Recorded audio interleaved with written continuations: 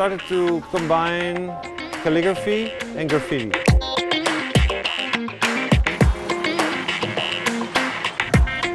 This piece is about the origins of Delhi, so to speak. I want to call it a graffiti writer's song.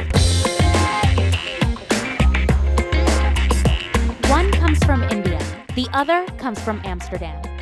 One pushes the boundaries of street art through script, the other shares stories from home. But both share one common canvas. This week, we follow two street artists as they bring their distinct styles to life in Delhi's Lodhi Colony and Tughlakabad. On Color My City.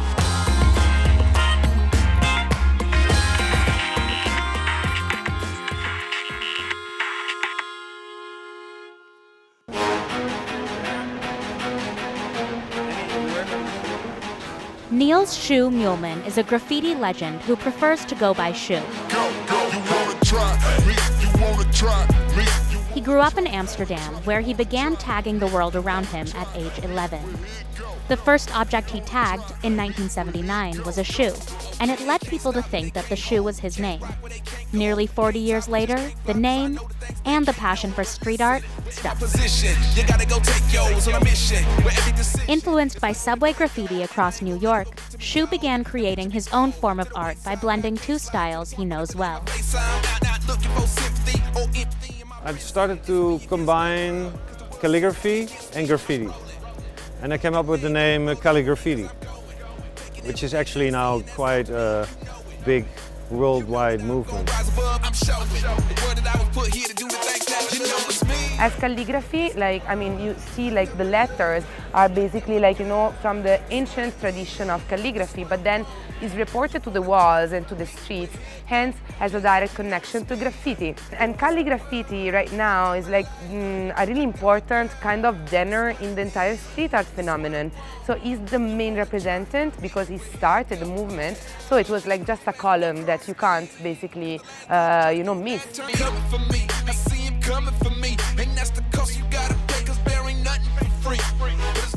This kind of background I made, it resembles the New York trains from the 80s. On the inside, there were so many tags and graffiti that you couldn't read anything.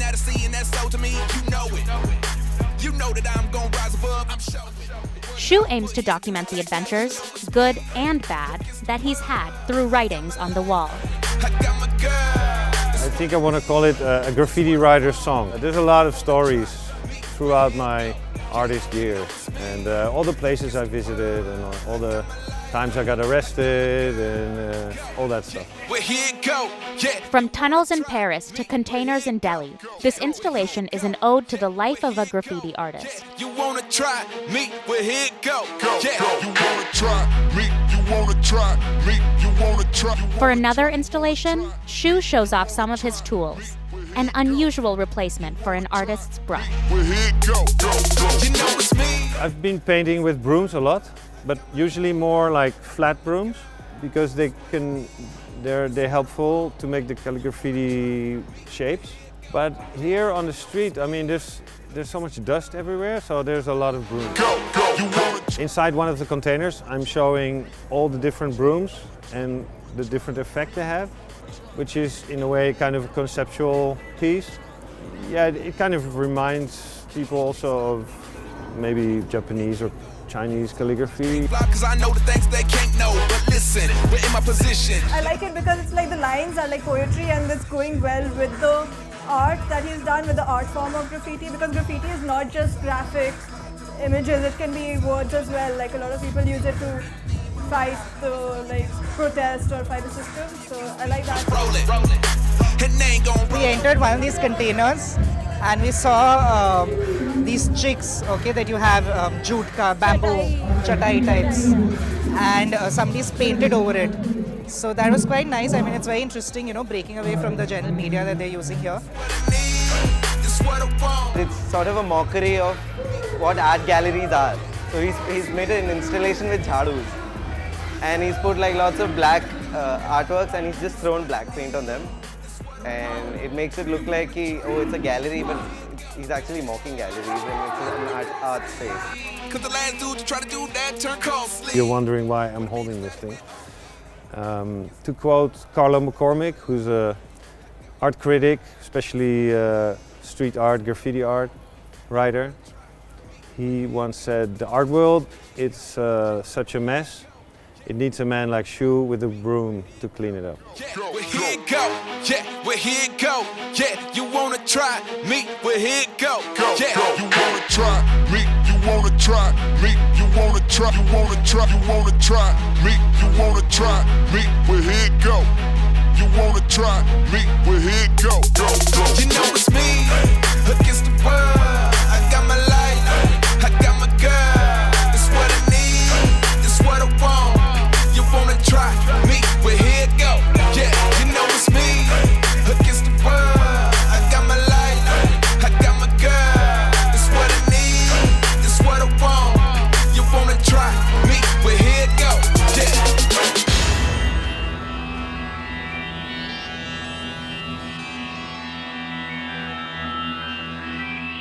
Meanwhile, at a wall in Lodhi Colony, an Indian artist is telling a story about Delhi through his mythological mural.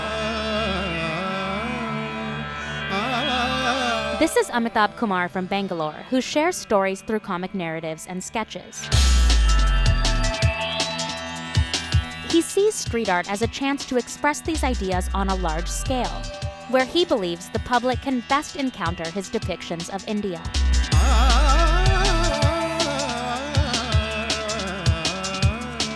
This piece is about the origins of Delhi, so to speak, about how the Pandavas, when they lost the first game of dice, were exiled from Hastinapur and were sent to this land of ruins called Khandaprast.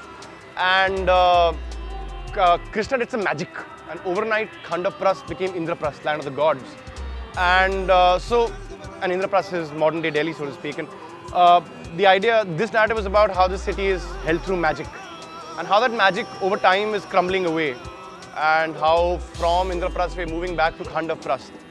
And so this piece is more about the land, it's about a disintegration, it's about a certain coming apart, which is why the central motifs are these two giant flowers.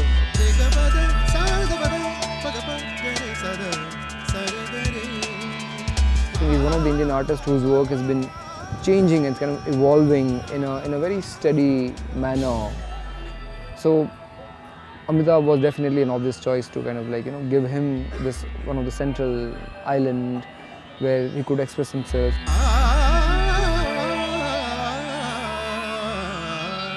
Amitabh chose to tell the story of Mahabharata from the perspective of Eklavya's dog, who was shot with 100 arrows. The dog with the stuff coming out of his mouth is my narrator. He's actually Eklavya's dog, the dog that Eklavya shot 100 arrows into. He accompanied the Pandavas for the hunt in the forest once again. And that means expression that adapts to the life around the piece, making the street art even more, well, of the street. So what began to happen was that a lot of dogs poop here. And as I kept on painting, more and more dogs kept pooping. I mean, the shit just got fresher and fresher. And I sort of realized that if my work is acting like this graphic laxative for these canines, then might as well acknowledge the fact that it's working. And I made a big dog poop as my last and final element, sort of associating with this dog. I mean, I changed the form of the dog to sort of work with this dog poop narrative and sort of make it more specific to sight. 50% of my artwork was done by virtue of just this wall being the way it was, and my job was then to respond, which is a far more interesting aspect of working in public spaces, because then you acknowledge that it's a living space. You stop seeing yourself as a creator, you see yourself as an initiator. And the work initiates dialogue between the artist and passers-by, which might never have happened in a gallery. It's fabulous, it's fantastic, it's absolutely exceptional, and I think a lot more of this should come up everywhere, in all the cities, as much as possible.